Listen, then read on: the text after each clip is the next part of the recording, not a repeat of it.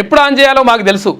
Project లిఫ్ట్లపై ఈ నెల 11 CWC NCIWAM సమావేశంలో నిర్ణయిస్తాం. కన్నెపల్లి పంప్ హౌజ్పై హరీష్ ఇది ప్రజలను తప్పుదోవ పట్టించే కుట్ర మంత్రి ఉత్తమ్ కుమార్ రెడ్డి విమర్శించిండు.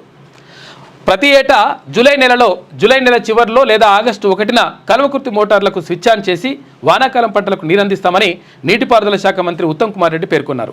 ఈసారి కూడా ఇదే విధానం అమలవుతుందని, రైతులు సందేహించాల్సిన అవసరం లేదని స్పష్టం చేశారు. కాళేశ్వరం ప్రాజెక్టులో భాగంగా కన్నెపల్లి నుంచి నీటిని ఎత్తిపోయాలంటూ మాజీ మంత్రి హరీష్ రావు పదే మాట్లాడడం వెనుక ప్రజలను తప్పుదోవ పట్టించే కుట్ర ఉందని ఆక్షేపించారు.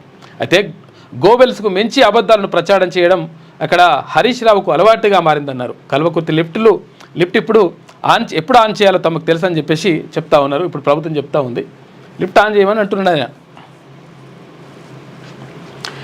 కొత్త పార్టీని ప్రకటించిన మస్క్ అమెరికన్లకు స్వేచ్ఛ కల్పిస్తామని వెల్లడి. అంటే అమెరికన్లు స్వేచ్ఛలో లేరని చెప్పేసి ఆయన ఉద్దేశము. అయితే ఇక్కడ అమెరికా పార్టీ అని చెప్పేసి ఒక కొత్త పార్టీని నిన్న ప్రకటించిండు.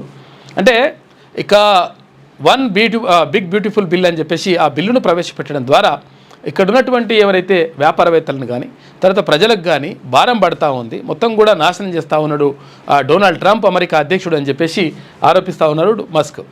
అయితే నువ్వు ఒకవేళ బిల్లును ప్రవేశపెట్టి చూడు, నీ బిల్లు ఒకవేళ చట్టంగా తీసుకొచ్చి చూడు, నీ సంగతి చెప్తా, 100% నేను పార్టీని ప్రకటిస్తా అన్నట్టుగానే మనం నిన్న అనుకున్నాం. పార్టీని ప్రకటించిండు.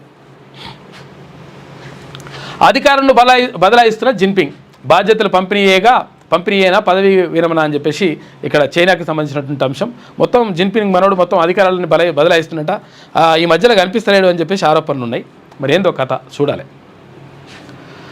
ఇక కొత్త రకం గోల్డెన్ వీసాలంట ప్రవేశపెట్టిన UAE మొదటి దశలో ఎంపికైన భారత్ బంగ్లాదేశ్లంట ఇక్కడ కూడా గోల్డెన్ కార్డులు ఉన్నాయట. గోల్డెన్ కార్డు ఇక్కడ అమెరికా ప్రవేశపెడితే ఇప్పుడు UAE కూడా ప్రవేశపెడుతుందంట అరబ్ కంట్రీస్కి సంబంధించి.